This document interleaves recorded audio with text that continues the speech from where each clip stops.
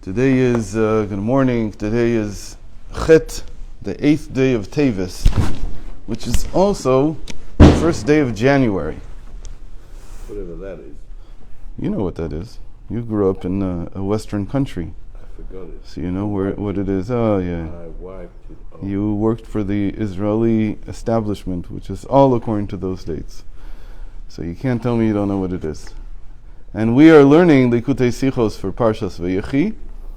And with this we will finish our first round of volumes 1 and 2.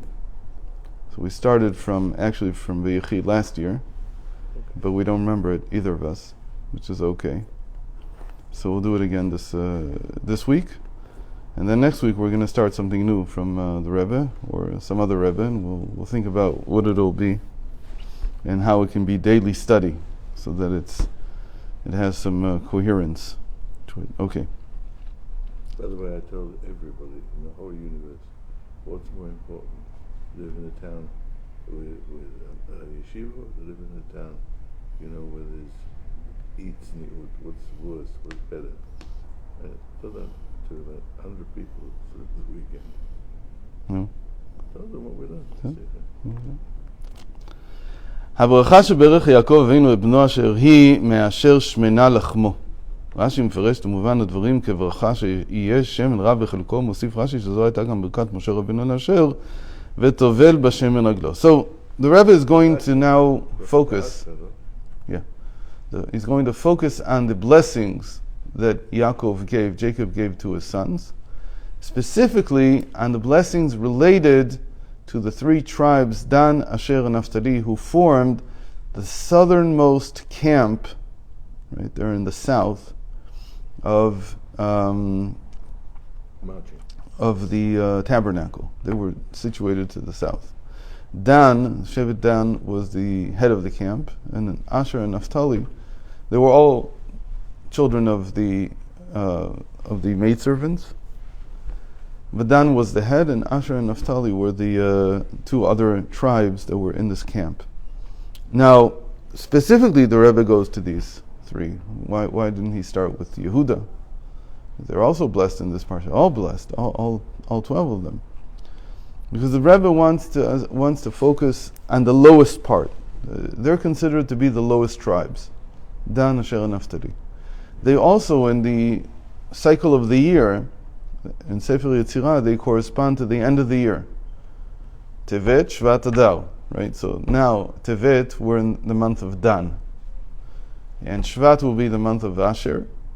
And Naphtali will be the month of Adar. The 3 last months of the year, because of course we count the year also from Nisan. In terms of months, the first month is Nisan, and then Nisan is of course Yehuda, and going forward from there. And they are the coldest part of the year also, because this is called Tkufat Tevet, the season of Tevet, which is the coldest part. And it's also, in terms of Sefer Yetzirah, he also says that every month is related to a certain organ of the body. So there are the feet, the left and right feet. I believe that Dan is the left and Asher is the right. It could be switched. No, it's left and right. And I don't remember what Naphtali is, but he's also something on the bottom. I want to say the procreative organ, but I don't remember. So this is all related to the ends, to the lowest parts of reality. We also know about Shevet Dan, that they were the last tribe to march when they traveled through the wilderness. And their special mitzvah, this whole, not just Dan, but this whole camp, was to find what people lost. So that's one possibility. The Rebbe is going to take it in a different direction. And so just to give a context here, in Halacha there's a statement, in fact whenever you learn Chassidus or you learn Kabbalah, you have to make yourself a dictionary. How does Chassidus, how does Kabbalah explain the verses and statements from the sages differently than the Pshat? You have to have something like this. It says that in the time of the Alter Rebbe, the first Rebbe of Chabad, in his highest level of shir, they knew to say Chassidus on every single verse in the Torah. They knew one. They knew the Chassidus, they knew a Chassidic explanation for every single verse in the Torah. What is a Chassidic explanation? Chassidic explanation, it means that God is not only interested in what you do, He's interested in your state of mind. Right? Achmana libabai. The God who wants the heart. What He means by the heart is He wants your state of mind. If you're doing mitzvot, even though you're performing them perfectly, but you have no accompanying state of mind, which is the love and fear of God, what does He say in the Tanya? He says the mitzvah doesn't go anywhere. It's stuck. He says, how can you say something like that? Because it says so in the Zohar. Where does it say something like that? That was a challenge, that the Alter Rebbe was challenged. After he came out from his second incarceration, one of the conditions was that he would go visit 3 of the greatest Litvish rabbis of the time. And he fulfilled this condition. It wasn't with the authorities, it was something that he agreed to with someone in Petersburg. I'm not sure who it was, I don't remember the whole story. And so that was one of the questions they asked him. Amacha. Yeah, he helped him get free. And that was one of the questions that one of these great rabbis asked him. Why did you write in the Tanya that without there being a love and fear of God accompanying the mitzvah, meaning the heart, the mitzvah doesn't rise up, doesn't go up? It says, because it says so in the Zohar. It says, yes, the Zohar is very nice, but where is it in Nigla of Torah? So he told him the tractate. And he went through the whole tractate in his mind, and he couldn't figure it out. So he said, on this and this chapter. And he also went through the whole chapter and he couldn't figure it out. Then the Alter Rebbe told him, Gadol ad shamayim chasdecha, Gadol me'al shamayim chasdecha. The 2 verses that the Talmud deals with. And it says in the end that it depends on if a person has love and fear, whether the mitzvah goes above the heavens or up to the heavens. Meaning it's sort of trapped if you don't have love and fear. So it's one of the cornerstones of Chassidus. A lot of people get stuck on, is God everywhere? Is that the cornerstone of Chassidus? There's many cornerstones.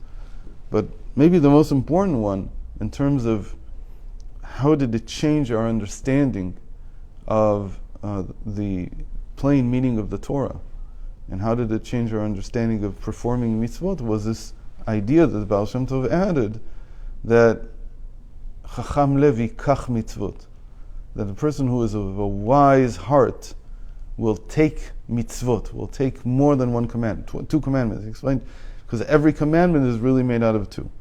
The details, the practical details that you have to fulfill, and the accompanying state of mind that you have to have. That is the cornerstone of Chassidus. If you don't have that accompanying state of mind, then something is lacking. Then you're not Chassidic in that sense. So he added this whole inner dimension, and that's what we say all the time, that Chassidus, the big deal is that the Baal Shem Tov sees that we have an inner dimension which is now becoming revealed. And if you don't tell people how to navigate their inner self, their psyche, then they will lose interest in Torah in the end. Will they lose interest altogether? We don't know. Sometimes they come back, sometimes they don't. But certainly the thing that brings people back the most is not is not a emotionless act. People are looking for something that has more meaning. So that the mitzvahs have to have more meaning. And there's a lot of reasons for it, and we mentioned once Rabbi Isaac who points out a very interesting difference between the book of Exodus and the book of Deuteronomy. When Moshe Rabbeinu and Moses recounts how the Torah was given, so in the book of Exodus he says that we said we will do and we will hear. But then in Deuteronomy, when he recounts the whole story, he says, you said, V'shamanu v'asinu, we will hear and then we will do. And so Rav Isaac points out that that's the difference between previous generations and our generation. The Deuteronomy was later. Deuteronomy is Dvarim. So in Shmos, in Exodus, the way that it was we will do and then we will hear, meaning we'll receive the meaning after doing. But he says in later generations, most people will not be able to do that. They will have to first have the meaning and then they will be able to do. So that's like a dictionary that you write of every verse in the Torah and every verse in the Bible to understand the inner meaning of it. And the same thing is true about everything that the sages said. So here we have the statement by the sages, getting back to Dan now, that they would find everything that people lost. The original statement in the sages in Hebrew is that a person who loses things, he's called a shoiteh, right? A fool. He's not completely rational. And the way they say it is me'abed kol ma shenotnim lo, that he loses everything that he's given. What does that mean? In the graveyard. So it can be many things. Kol ma shenotnim lo. So in Chassidus, this is understood as he loses the what. Me'abed ma shenotnim lo. What's the ma? The power of ma. The power of ma is the power of bittul. That is what was lost, and the tribe of Dan and Asher and Naphtali, they bring back this power of bittul, which is the power of accepting the yoke of heaven.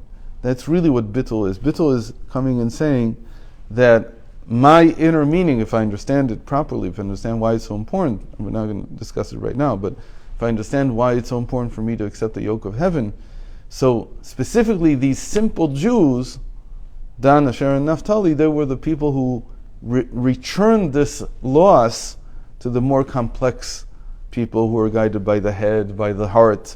Right? They are the feet. They're very, very simple. They're very down to earth, and yet they're the ones who teach us how to how to return back this ability to accept the yoke of heaven. So let's see how the Rebbe does this. So he says, first of all, that the blessing that the tribe of Asher received was that he will be bountiful in oil. Me'asher shmena lachmo. Dips his feet in V'tovel b'shemen aglo. And he has so much oil that they can clean their feet with oil. Reminds you sort of... Back to the feet. Right. We'll see in a second. It reminds us of Saudi Arabia, right? They wash gas stations there with gasoline, because gasoline is cheaper than water. They wash what? The gas station. The outside of the gas station, they don't use water to clean it. They use gasoline, because the gasoline is cheaper than the water. Doesn't explode? No, I don't know what it does. You don't light a match there. It says like when you don't light cigarette, but it's something like that. I don't know if it's a joke or if it's real, but that's the idea. They were so plentiful, so bountiful in the oil, this tribe, that they could use it to clean their feet. When they got home, it wasn't like us that they had shoes like ours, and they had to clean their feet. So they cleaned it in oil. You know, we talked about this. And in the Roman army, some of the pay was given in oil because oil, but most of it was oil was a staple, because that's how people cleaned themselves. That's how they stayed warm at night also.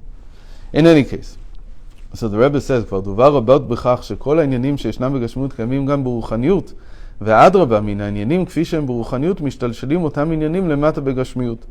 Says everything that we've talked many times about the fact that everything that exists in the material dimension also exists in the spiritual dimension. All the more so something that's in Torah. אם כך הדברים בענייני העולם, כל שכן מקל וחומר שהעניינים שבתורה ישנם ברוחניות. So if the Torah is talking about the oil being plentiful in the area of the tribe of Asher in the land of Israel, all the more so that this is true spiritually. So the question is, what does it mean spiritually? Again, that's a way of saying, if you understand the plain meaning, okay, now what's the Hasidic mean? What does this mean internally? What is the inner meaning of this?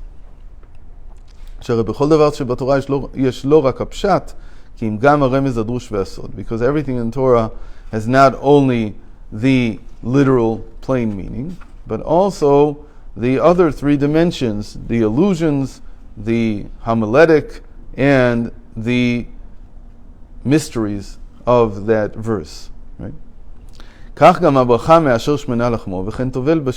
So also this blessing that Asher's land will be fat with oil, and that he will rinse or clean his feet in oil, even though we don't ignore the plain meaning.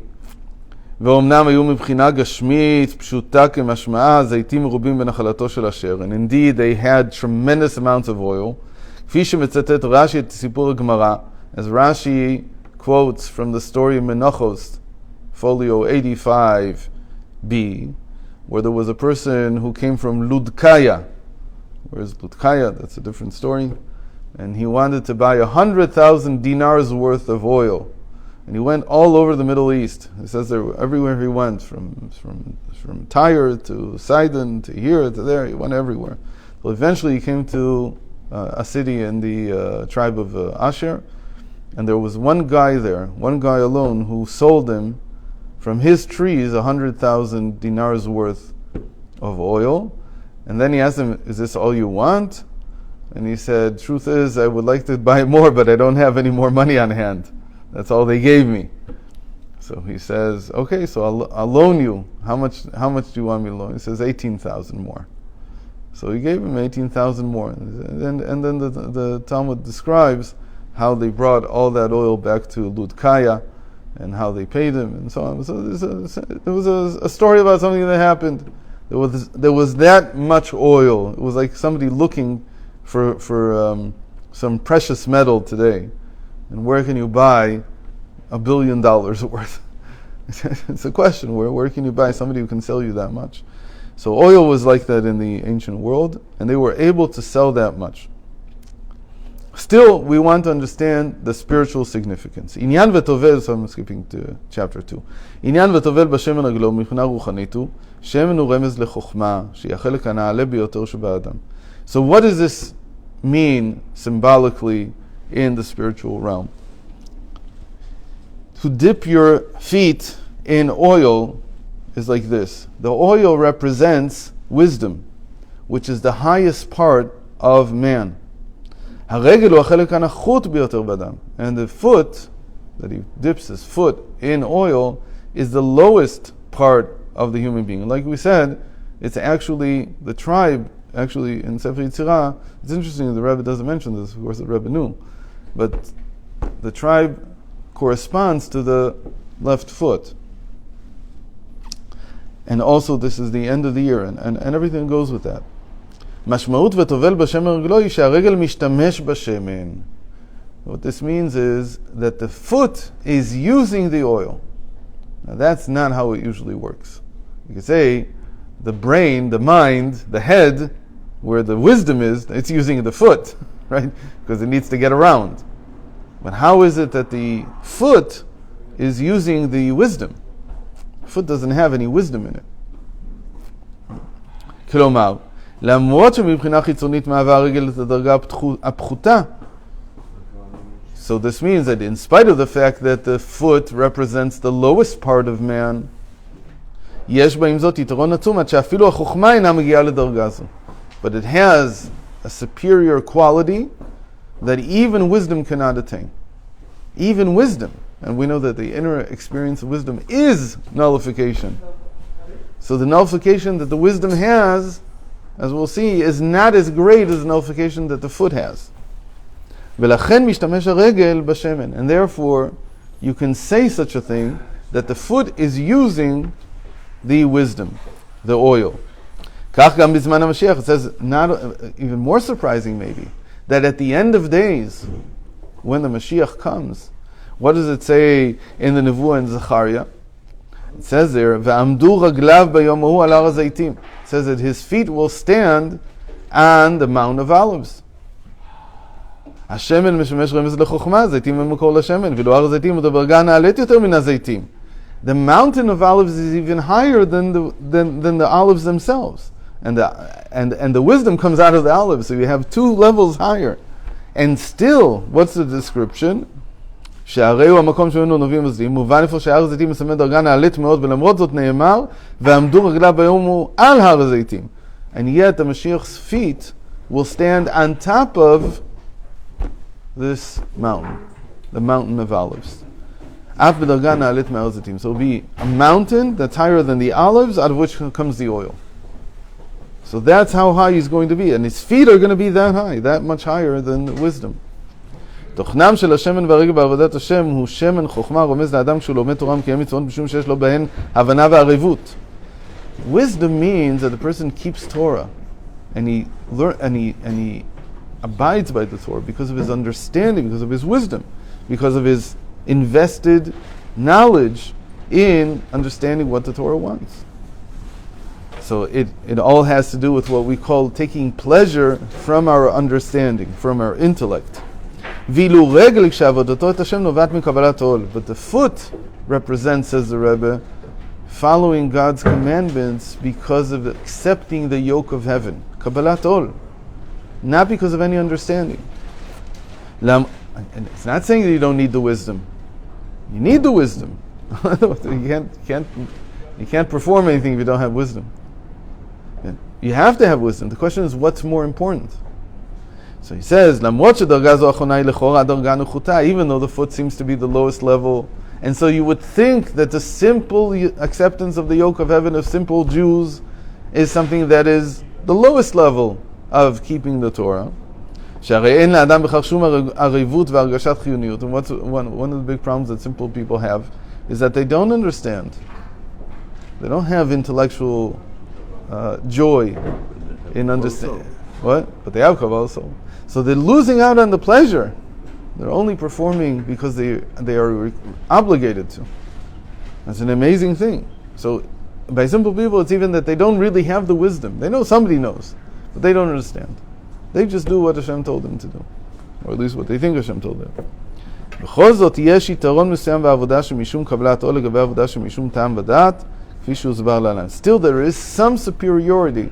And again, it's not complete because you can't know what to do without having wisdom. You can't learn the Torah without wisdom. You can't write a halacha book without actually understanding what the Torah says. So there has to be wisdom. Still, there is, to some degree, a superiority in the work that comes through the accepting the yoke of heaven just for the sake of doing it, because God commanded me to. משום כך יש גם בגשמיות, שהרי עניינים שבגשמיות נובעים משתלשלים מן הרוחניות כאמור לעיל, יתרון לרגל לגבי הראש, בכך שדווקא הרגל משלים את הראש כפי המוסבר בליקוטי תורה פרשת ניצבים. So, from this we understand that suddenly the foot is very much required. And it has something to teach the intellect. And it's this concept of Kabbalah soul. Like what we said... The intellect can't get around without the foot anyway. What? The intellect can't move. The head can't move without the foot. Yeah, but it only can't move, but it's everything. It has the power of choice, it has the power of understanding, it has all the good powers. But what here is saying, not that it can't get around, but rather that it can't find sometimes a person who knows too much. He gets lost in his thoughts. And he forgets that the ikar is maisa. That the primary thing is to do, to act. And so he gets so lost in his thoughts that he forgets about his feet. And the feet teach you that in the end you have to act. It's very nice that you have all this incredible, beautiful insight. And it's needed. It's not that it's not needed. It's very important. But still in the end, the foot teaches you that you have to also act. And when you act, you have to act in a state of Kabbalah soul, which means to accept the yoke of heaven without any machinations, without any kind of considerations, intellectual considerations. So we'll continue, God willing, tomorrow, the 9th of Tevet, which will be the 2nd day of January. Somebody told me in my house, told me that every year on the Sarah Tevet, based in Shemayla sits and makes a decision whether this year they're going to rebuild the base of English. Chasam Sofer, you know that? No. What? I haven't heard that. So this year we want a positive decision. Okay. So that'll be on Tuesday. Right.